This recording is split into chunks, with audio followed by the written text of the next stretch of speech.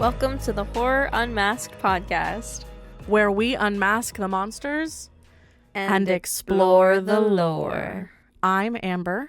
And I'm Lily, and today we will be dissecting Hellraiser. Let's solve the puzzle. Somewhere in North Africa, Frank Cotton purchases an antique puzzle box from a dealer who asks him, "What's your pleasure, sir?" That's kind of kinky. I mean, facts. Back at his house in England, Frank solves the puzzle box, and hooked chains immediately fly out of the box and tear into his flesh.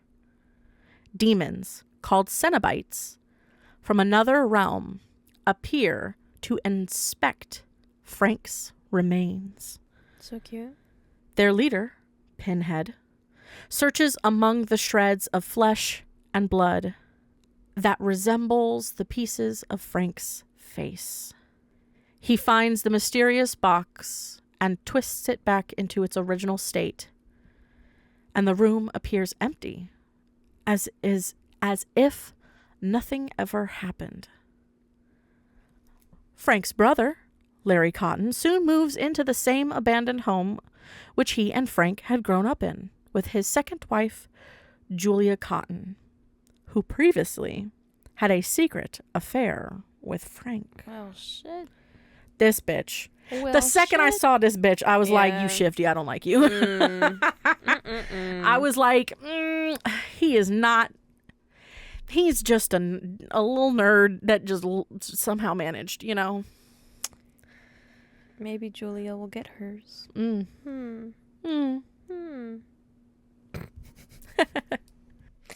The house is a mess, and they both assume that Frank is off on one of his notorious adventures. After cutting his hand on a nail and feeling weak at the sight of blood, loser, Larry goes upstairs to the room where Julia is, the same room where Frank was killed. Larry's blood falls on the floor, and as they leave the attic, the blood is sucked through the floorboards where Frank's remains have been hidden. Yup. Gross ass heart. Yeah. Julia and Kirsty, Larry's daughter, take him to the ER to have his hand stitched. Frank's remains uses Larry's blood as nourishment to partially regenerate his body, newly reborn. Later, Julia finds Frank alone in the room, his body only partially regenerated and grotesque. For real. Nasty. I bet she's turned off now. Oh, look, she's repulsed by his appearance. But Frank convinces Julia to help restore him to his full physical form by seducing men and killing them in the attic to feed Frank. Fucking weird. Spoiler warning. Skip ahead. Kirsty, already suspicious of Julia, eventually sees her bringing a strange man home and sneaks into the house to investigate. Mistake. In the Just attic. call the cops. Yeah. In the attic, Julia beats the man, allowing Frank to feast on his body. Kirsty approaches the attic, unaware of what's happening within.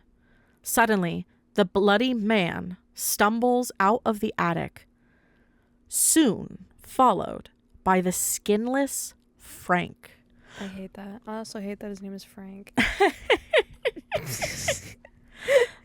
I don't know. Frank and Larry, man. Who named these children? You know, it's an old family name.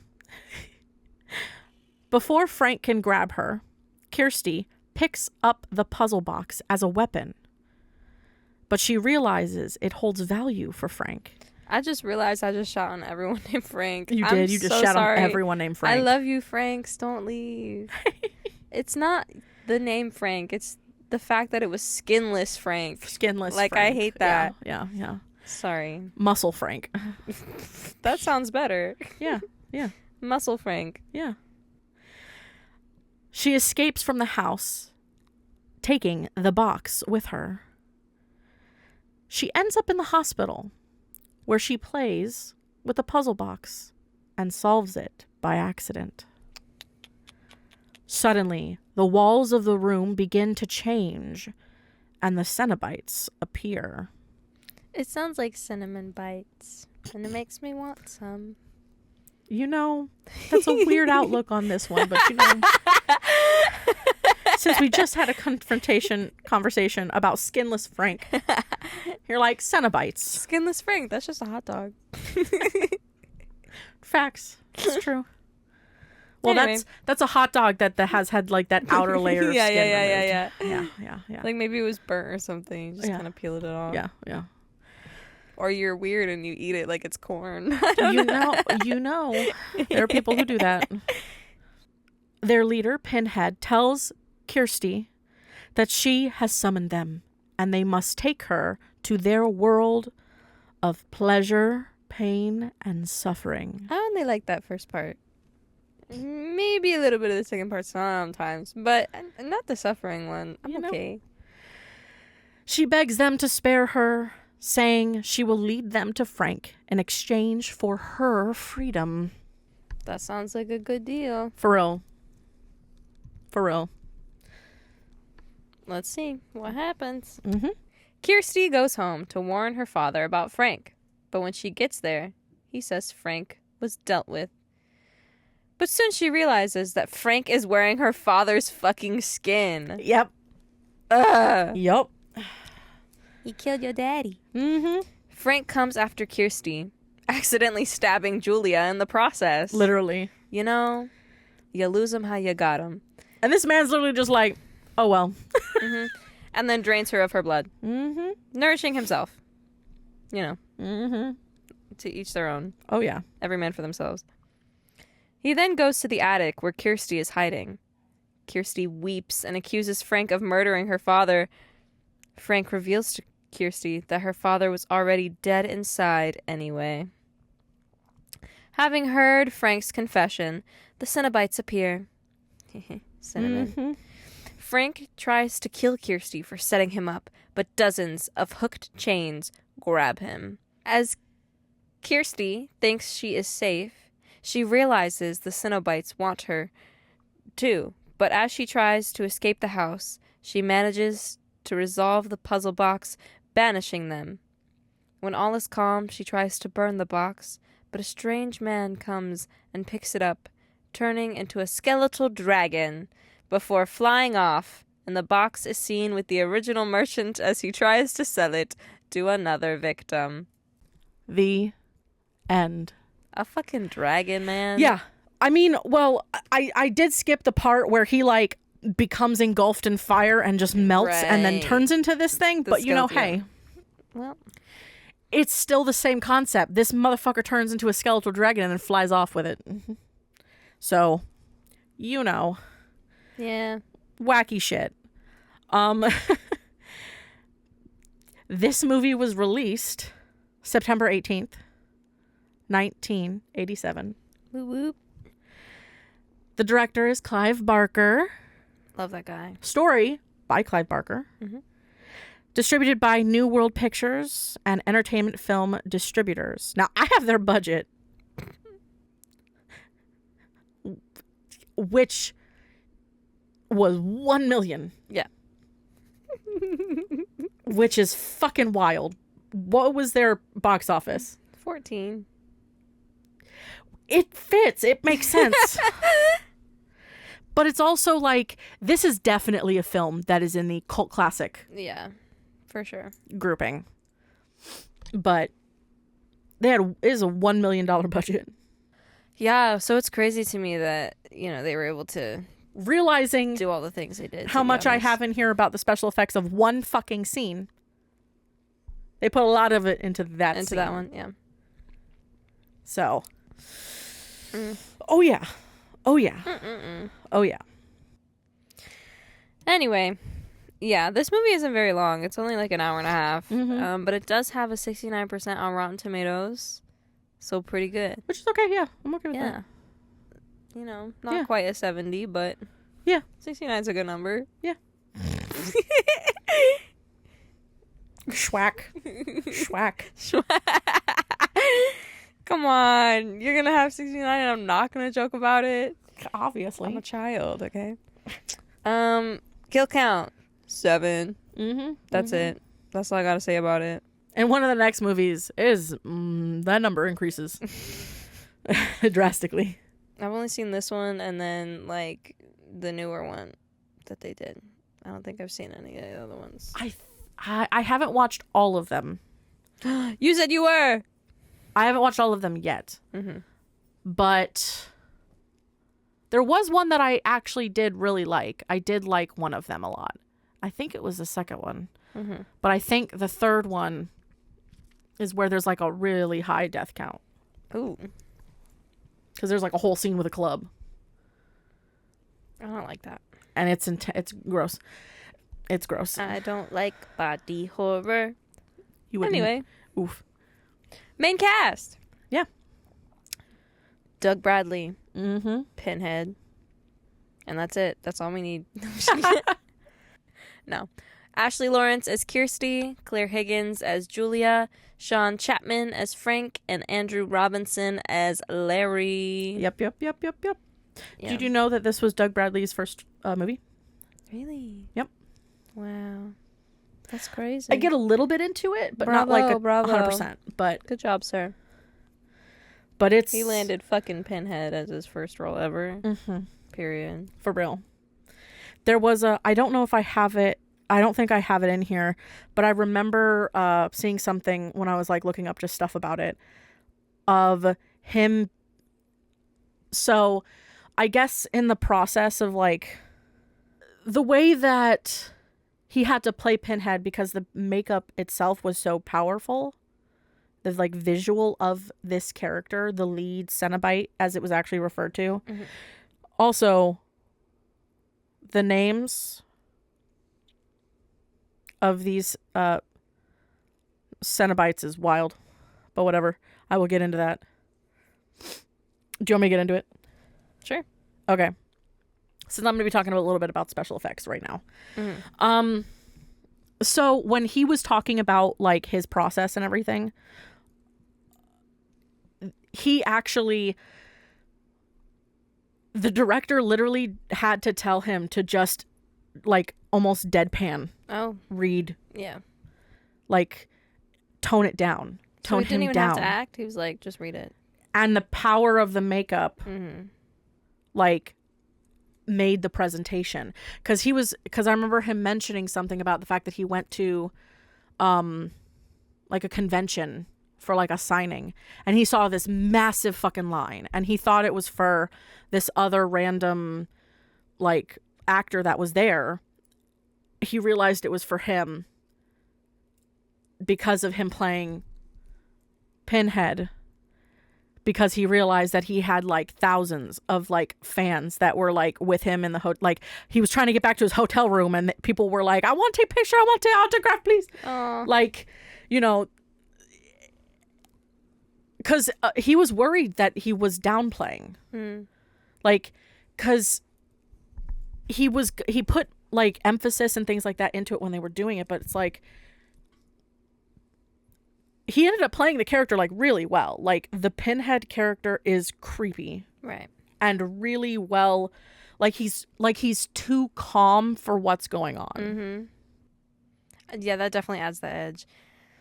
Like, for sure, he's just got, you know, nails coming out of his head, and he's super chill. And it's like he really was very good with that whole thing. But also, just to like put it out there, one of them is called Butterball. Yeah. Other one is called Chatter. Chatter. And they tend to say female Cenobite, but I've also seen Deep Throat. Yeah. As her referred to.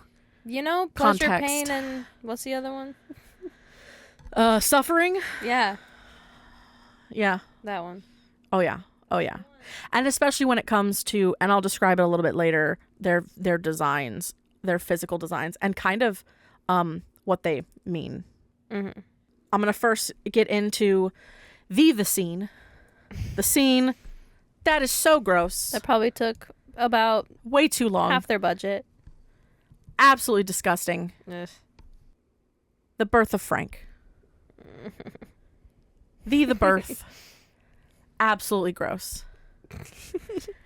So, the great Bob Keane designed the special makeup effects for Hellraiser. While only in his mid-20s, Keane had amassed an impressive list of credits that included the likes of the original Star Wars trilogy, Damn. multiple Jim Henson films, Get it. and a handful of projects under his mentor, Nick Maley. So it was through Maley that Keane was tasked with designing the makeup effects for Highlander. Oh. And because of that put Keane on the radar for Hellraiser producer Christopher Figg. So Hellraiser would be the first feature film for this upstart SFX studio, Image Animation, which Keane co-founded with Hellraiser's workshop supervisor, Jeff Portis. So according to Portis, in the impressively long making of documentary Leviathan, the story of Hellraiser, and Hellbound, Hellraiser 2, The Birth of Frank sequence, as we know it, almost didn't happen. Oh. So the initial approach of the financiers was to treat the project like a cult object. So one that, on the strength of Barker's literary reputation, would prove a safe investment. However, after the backers obtained a post-production cut of the movie, they liked what they saw. And so they smartly threw more money at the film. Ultimately, a good chunk of that money, like I said, went into the Birth of Frank sequence. In the script, as written, the idea was that Frank, or what was left of Frank, had been splattered all over the walls and dried up over time. Ew. Ew. As scripted, the husk of Frank No. was supposed to materialize out of a wall and start talking. The original plan was to accomplish this with animatronics.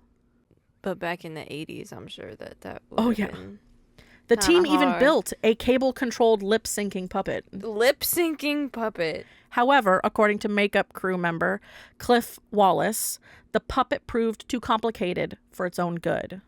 And yeah. So instinctually, Keane knew something was missing from the birth sequence.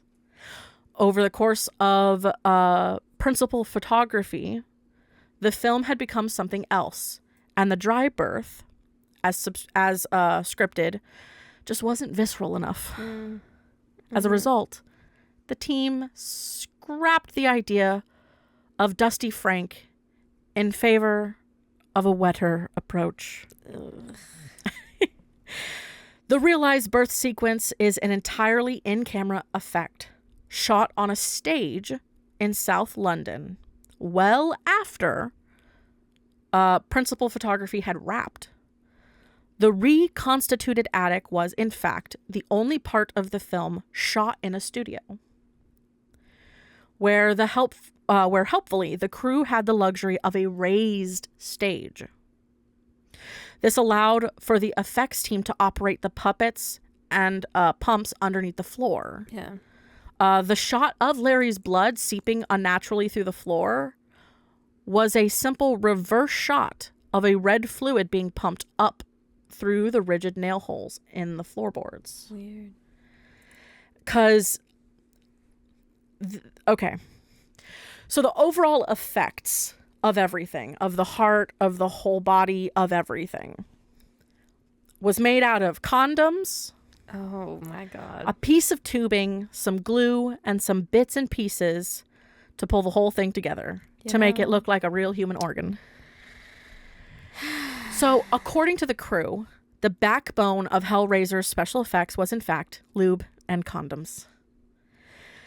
Which, given the erotic nature of the film, is quite fitting. I mean, It's a, yeah. Yeah. Yeah. So the crew actively sought out condoms because they were made out of latex. And sheet latex was something constantly in need if you were doing SFX makeup in the 80s. Okay, hold on. What? I don't know if this is common for like all theaters, but in my high school, when we had mic packs, we'd put the battery, like there was a way we had to set it up. So it'd be like the mic pack, and then you would put the batteries in, and then you would put a condom over that. Yep. And then put it in the pack. Yeah. So that it wouldn't get wet from like our sweat. And I don't know if like every theater There's does a lot of that, people who probably do that. but like we were definitely high schoolers, like having to put condoms on our list of store stuff just because, you know. Oh, yeah. Theater. Oh, yeah.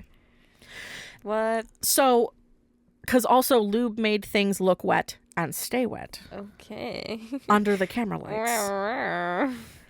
So, according to the crew, they were mortified whenever they had to make a run to a shop to load up on what surely looked like a king's ransom of orgy supplies. Oh no. Yeah. The forming flesh effect itself. This is like P. Diddy with the baby oil. Why do you need 1,000 bottles? Why the fuck do you need 1,000 bottles? But yeah, so the forming flesh effect where bone, muscle, and tendons reconstitute Frank's skinless body was accomplished with wax and reverse photography. The team constructed models of body parts out of different waxes and different melting points, layering them as needed, burning, and filmed them in reverse. The effect is that of a reforming flesh. And they used fibers to do the veins and the tendons pulling and stretching.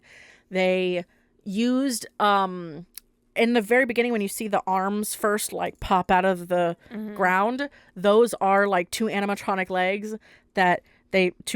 arms that two people underneath just went whoosh up through the fucking the floor. Yeah. And that nice mucusy stuff, that was just their bread and butter for the whole thing. Just all lube. All of it was just this very special effect that just was just absolutely disgusting. Absolutely disgusting. But in addition, the film required some design elements that hadn't been seen before. Essentially the equivalent of Freddy Krueger's fedora, striped sweater, and burnt face. The look of the Cenobites, such as the pins in their heads, was inspired by S&M clubs. So, yeah. Our director was emotionally inspired by them, too. On an S&M sliding scale, he said he's about a 6. So there was okay, Clive, I see you. There was an underground club called Cell Block 28 in New York that had a very hard S&M night. Whoa. No drink, no drugs. They played it very straight. Ooh. It was the first time. So you really gotta want to be there. Yeah, he said it was the first time he had ever saw people pierced for fun. For fun, okay. Yeah. It was the first time that he saw blood spilt. Ooh. It's S&M, man.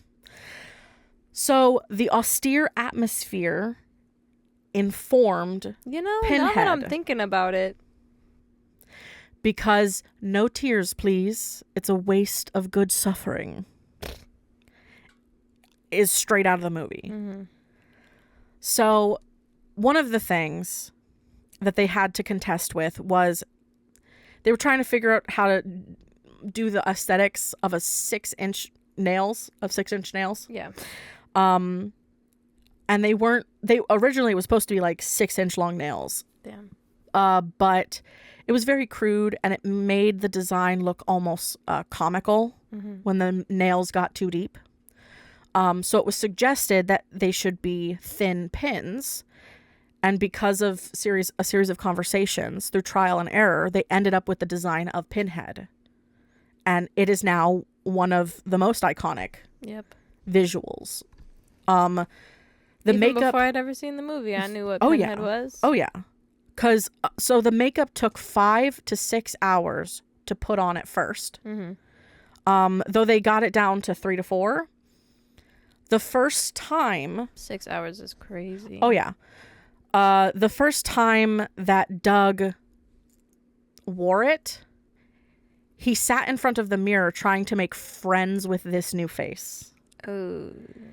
Playing Creepy. some lines and seeing where they took him. Most of the decisions about playing Pinhead were made there and then. He said he had a sense of power, of majesty, of a kind of beauty.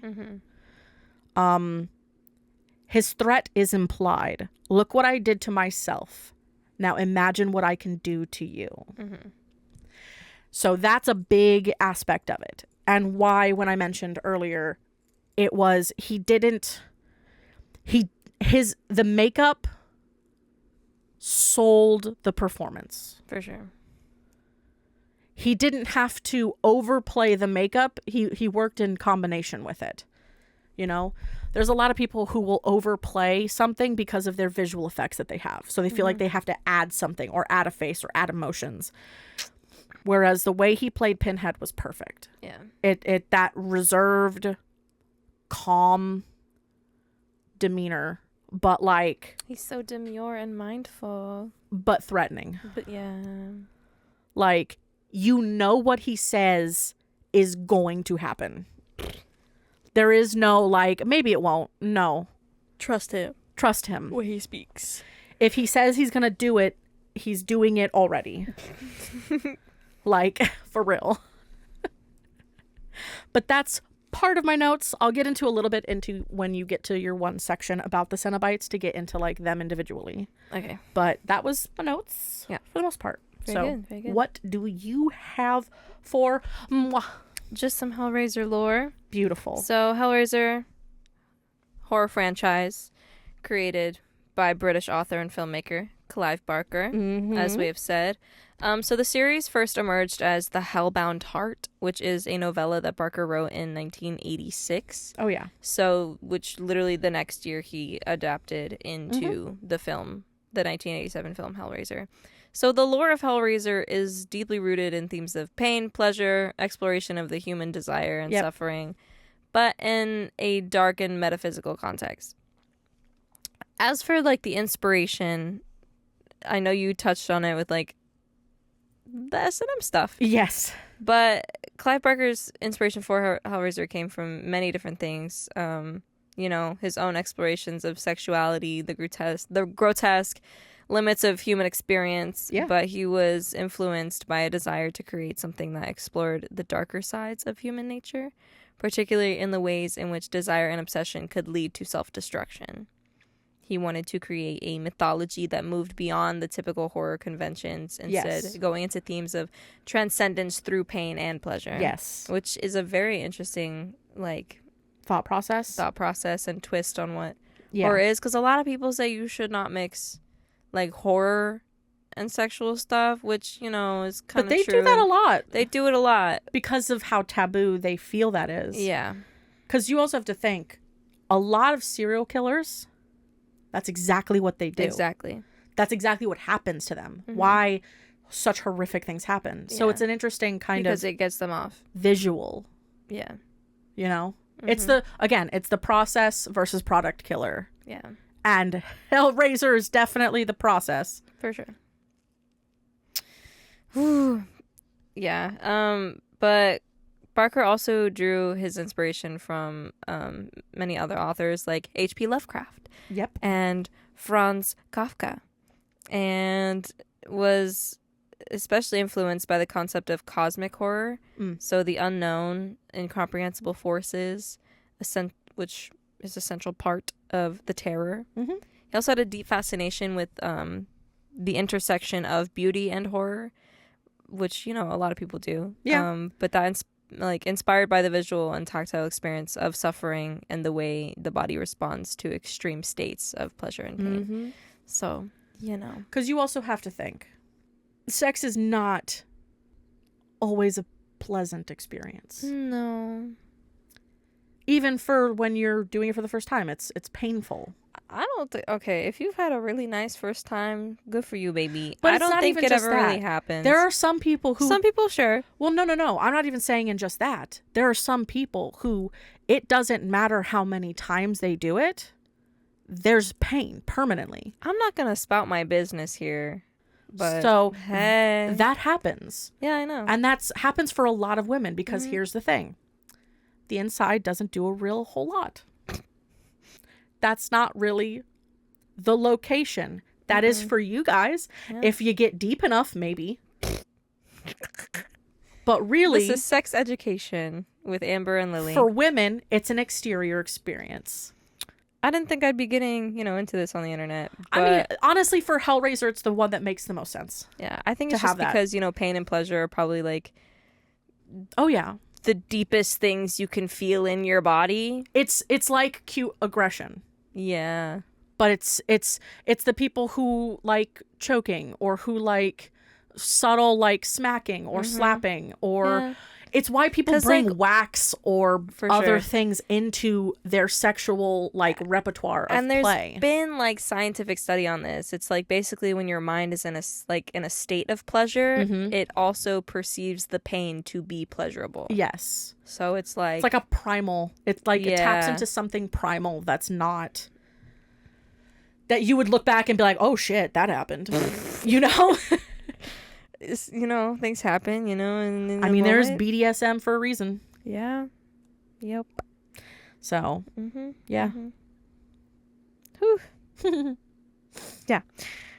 Barker also has his own artwork, which features surreal body horror imagery, but that also influenced Hellraiser.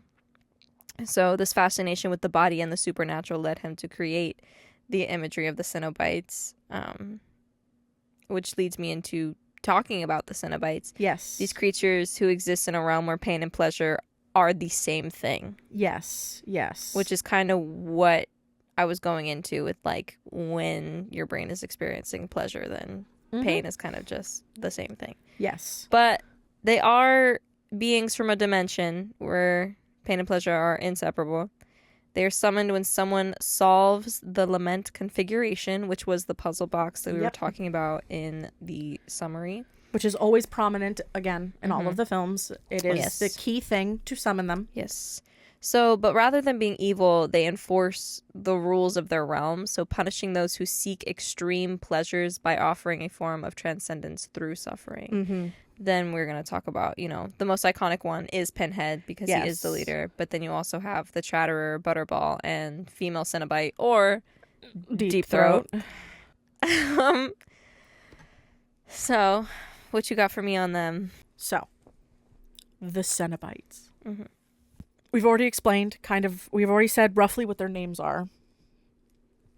So, their visual designs, took inspiration from the punk movement and its fashions, the iconography of Catholicism,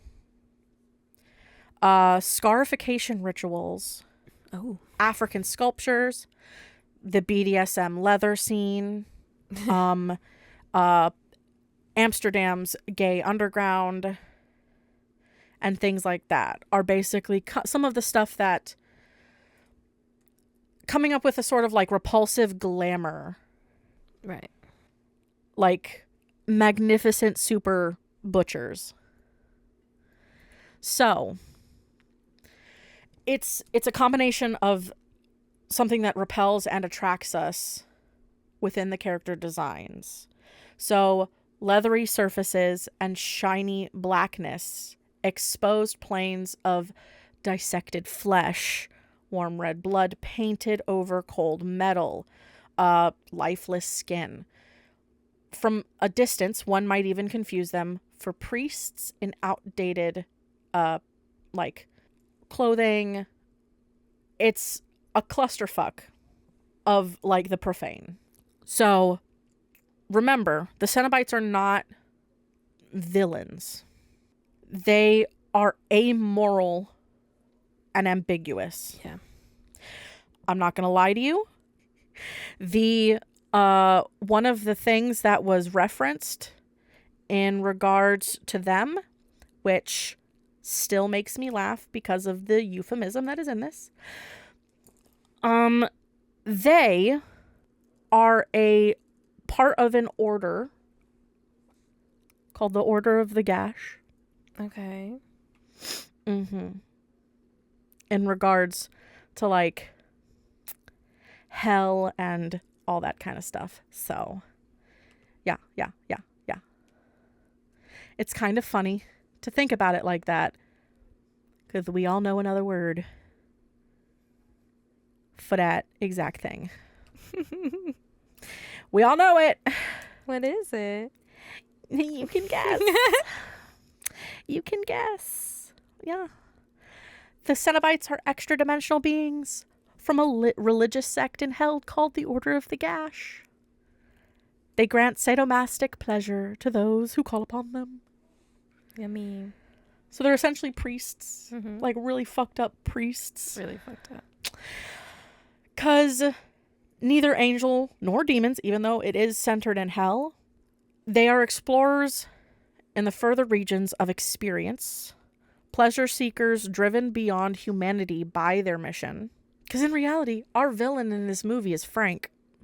Like, in the truest sense of it. Yeah. That's true. They're just mediators. It's kind of like if the Grim Reaper was real fucked. But like not. But like real fucked. You know? He's just a middle dude. He's just the angel of death coming to whisk Like, you away. Because you've been a bad they're neutral. boy. It's kind of like on a D&D scale, I would classify them as either lawful, neutral, or lawful evil. Not neutral. Or neutral evil. I wouldn't say neutral. Because... Oh, I see what you mean. Like lawful evil, because in association with that, the layers of hell and like if you're talking about neutral evil, then yeah, neutral evil. I could see neutral evil or lawful evil, because they do have like a this is how we do things, and this is not like a slight against you. This is just how it is. You called us. This is what you get. You summoned. Therefore, this is your result. Kind of situation. But I maybe not lawful, because they still tried to come after. So I would say neutral, because they still came after her even though they got Frank. Right. So, but costume wise, there are 4 humanoid Cenobites in this film. Butterball is a burgeoning mass of flesh, metal parts keeping their stomach perpetually open, and framed in a maw-like fashion. The stitches on the leather top rhyme with the stitches that keep their eyes shut, covered by round sunglasses that give an air of dictatorial chicness. He is also, in most scenes, perpetually, essentially playing with that open cut. Like, he's perpetually keeping it bleeding because he likes and messing with it. And kind of like how they came up with that is, which is a little weird when you hear about it, but they were talking about this character, and like I said, that he'd be playing with his wound all the time, and they kind of wanted him to be this, like, when they say mass of flesh, he really is like, he's not very human. Like, most of his visual nature is skin. Just skin. Yeah. And then we have Chatter. It's the most brutalized of the quartet. Their arms are a riot of sinew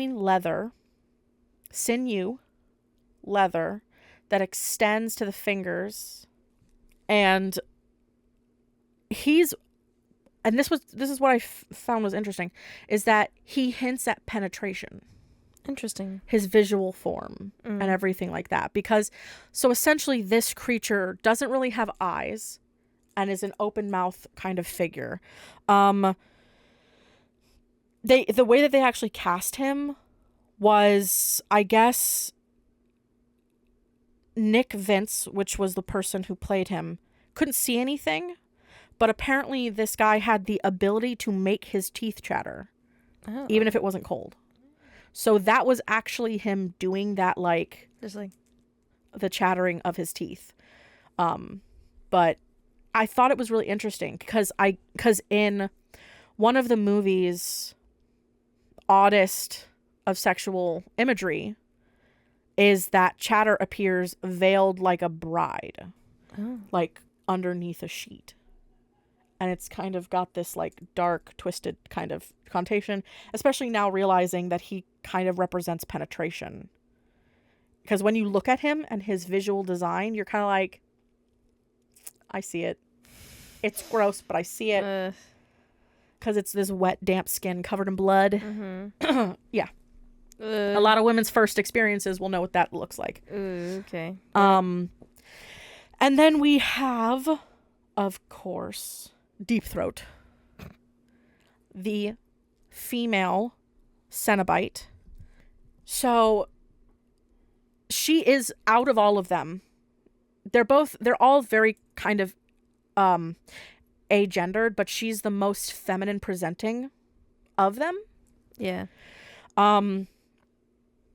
She wears wires as like a winged collar that holds flayed skin from her throat. Yep. Cause it's a bizarre elegance to their outfits. Cause it's like someone referenced to it being a prototype Mugler haute couture, crossed with masochistic fantasy. Ooh, yeah. Which, honestly, Mugler, A serve. where you at? Come on. Let's do this. A whole line. It's Mugler. Out of all the people, I could definitely see him pulling this kind of shit off. Facts. Maybe he's waiting to like Divine intervention. I don't know. But yeah, that's kind of a deeper look into the individual Cenobites. But yes, it's definitely, I feel like if you were to put them in different things, obviously we've got Chatter as being more pleasure. Mm-hmm. We have Butterball being, I would say, suffering, because Mm-hmm. he's permanently always messing with the cut on his stomach, which leaves pain for Deep Throat. Mm-hmm. And then Pinhead is kind of just the leader of overarching combination of all of them. Yeah. So it's a fascinating set of characters, and they are like, they have an ethereal strangeness to them. Yeah. Like they truly, it's not, they don't feel alien. Because you can go where it feels alien, or you can go to where it feels more of that like ethereal side. And I think that they balance that well, because like leather and the visuals could really make it go alien. So it worked out really, really well. But yeah. Anyway, is that all your notes? No. Or you still got more? I got a little more. Let's hear it. All right. So the Cenobites don't just like appear out of thin air. Yeah. They come from a realm. What that realm is called, I don't know. But yeah, I don't think they, well, I haven't seen the movie yet if they have or not. But there is a godlike entity that rules over the Cenobites and their realm. Yup. And his name is, or their name. Its name is Leviathan. Yep. Which basically embodies the union of pain and pleasure and governs this plane where the Cenobites reside. Yes. And he's basically in Leviathan's domain. it's just eternal torment Mm-hmm. and represents the consequence of human desire for the forbidden, Yes. offering transcendence through suffering rather than salvation. Yes, 100%. Mm-hmm. So there's that. There's Leviathan. And then there's just the Lament configuration puzzle box. Yeah. So the idea for this came from Clive Barker's fascination with the themes of pleasure and pain Yes. and the human desire to explore these boundaries. So he wanted to create a symbol for the dangerous allure of seeking transcendence through extreme experiences. So the box is a metaphor for these consequences of pursuing this forbidden knowledge and desires. And it has like the intricate design and the idea of opening a gateway to another realm. Yeah. Inspired by mythological themes like Pandora's box. Yep. Unlocking the unknown, leading to chaos and suffering. Truly. So, yeah. But yeah, good stuff. I mean, thinking about the movies, I think I've at least seen the first 3 of the films. And you get to see at least what I believe is the god Leviathan? Yeah. I feel like most of us have a visual of like a creature being Leviathan by its name. Right. You know, like you're not thinking, oh, that's some worm monster creature thing that no, it truly isn't. What it is, which is kind of weird, is it's like a box. It truly, like, it is the, I'm trying to think of the best way to explain it. Because in one of the movies, there's a whole thing about like shutting it off. Because the Leviathan at one point offers a character the ability to experience these pleasures and these changes and morphs into a Cenobite. Oh. And he's a weird Cenobite. And the biggest thing is like, it is literally like a diamond shaped structure. Right. It's not a living being in the sense of what we're thinking. Yeah. It's not flesh and blood. It very much is the puzzle box. Yeah. In itself. Because there's a level of it where they have to like resolve the puzzle box in order to shut it off in the movie in order to escape. Which is a pretty fascinating, and it's the whole world of the Cenobites is mazes, walkways and mazes and tunnels and passageways. I remember watching and Leviathan just kind of like watches it all. Yes, I remember watching the movie. It's Hellraiser 2 because I just saw the picture. It's Hellraiser 2, and in this film, there's a doctor who's so consumed by all of this that he essentially offers himself up to it. That's crazy. And gets like shunted into a device and everything. I mean, yeah. But it kind of, you get to actually experience like the real people who the Cenobites became. They had been Cenobites for so long, they forgot that they were human. They were human originally. That's crazy. So all these people have been turned into them? Yes. Same situation like the doctor. The doctor offered himself as... Do you think they're happy with their decisions? You know what's really funny is you find out a little bit about that in this movie. You kind of watch them revert back to their human selves. Oh. And Pinhead separates from himself in a way. Weird. He separates his humanness, his humane human existence from this creature that is Pinhead. Okay. So you kind of get a little bit of that in the third film. The third film is the one that has the club. So if you ever watch it, be ready because it's gross. Lovely. But yeah, it's obviously I have to watch the rest of them, but there are so many. But it's interesting just like thinking about like technically you're a human being that offers yourself up to Leviathan becoming a Cenobite. So you lose that part of your humanity. Gotcha. But yeah. Well, that's all I got. You going stars? I got one. All right. Hit me with it. Alrighty. Horrid, not horror. Why are you like this, people? I'm near 40 Okay. and just saw this movie for the first time last night. Oof. So it was still on your brain the day after. Yeah. Huh?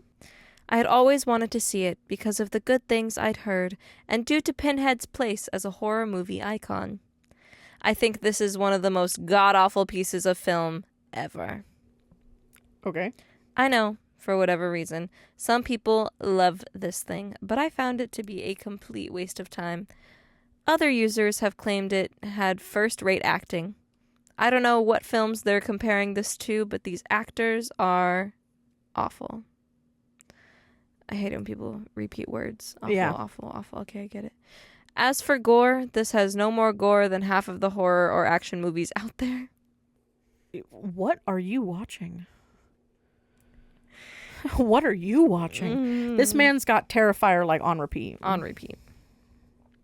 Terrifier, Leatherface, all these kind. You know, you don't watch normal movies, do you? No. The special effects are cheesy, except for the makeup.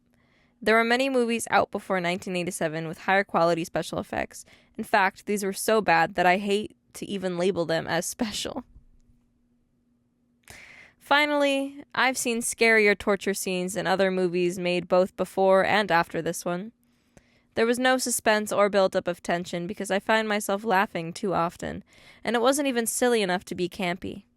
All in all, except for the makeup, Pinhead is a scary looking icon for a reason. This was total garbage. You want tension? Rent Halloween. You want suspense with gore? Rent Alien. You want suspense without gore? Rent the others. Just do yourself a favor and don't waste money on this. Extremely disappointing. He dated himself because it was the rent. This man's probably like 50, 60 by now. I mean, he said he was 40. Almost 40. So. I feel like these were made in like the 90s or the early 2000s. Because he said, early 2000s. You want tension? Rent Halloween? I mean, I rented myself a fair share of movies and video games. Oh, yeah. Blockbuster was the shit. I wish that shit was back. Well, we don't need it, though. I know, but, like, my problem with streaming sites is they're great, but they never have, like, everything. You could jump between 6 streaming sites, and you're like, why the fuck does no one have this movie? Where the fuck is this show? I know it exists. It's in the ether. Where the fuck is it? You look it up. I'm just like, why are you like this? You Google it and it'll tell you. I do. And sometimes I'm like, I don't have that streaming service. And if I did, I'd have to do the premium version. Right. Fuck that nonsense. Yeah. Anyway, Blockbuster's just like the harmonizer of the group. They're just like, everything comes to me. I'm just like, that's nice to know. Thank you. But anyway, getting back to this annoying person. You're complaining for no reason. Like, you go and say that the visuals of the makeup, they're still special effects. Like, you can't separate one special effect from another special effects. They had $1 fucking million. One singular $1 million. Most movies have way more than that. Yeah. At least 10. Yeah. At least 10. And they had one. And the majority of the budget went to special effects. Like, It is an 80s film. Why are you shocked? You're 40 and you just watched it. You were 40, almost 40, and watched it for the first time. That's enough time to pass. Like, you're thinking way too hard. Again, it's yes, at least you still respected the idea that Pinhead as himself as a character is iconic. Mm-hmm. And the truth is that in some of the later films, or at least, up to 3 at least, Cenobites, the other Cenobites are more so tools. They become tools later instead of like a group. Pinhead is kind of on top, and then he creates or brings Cenobites to life. And then sends them to go attack people. They're less of like, in the first movie you get more of like they're a whole together, versus in like by the third one it's Pinhead is the main, and then the Cenobites that he brings or creates are kind of his minions, is more what it's like after that point. Right. But people are picky as shit. Always. That's what I prove every day with these 1 stars. Oh yeah. Is that it? That's it. Alrighty. Next week is Insidious. Wah, wah, wah. Which is timely, since we just had it at HHN. Indeed. Remember, like, comment, subscribe, thumbs up, 5 stars, all that jazz. You can send us an email at horrorunmasked@gmail.com. Remember, you can send in your suggestions of different films you think that we should be watching. Yes, please. We're going to be making next year's roster real soon. You can follow us on Instagram and Twitter at Horror Unmasked. You can listen to us wherever your pods are cast at Horror Unmasked Podcast. And I think with that, there's only one thing left to ask. Will you fear? Or will you fear not?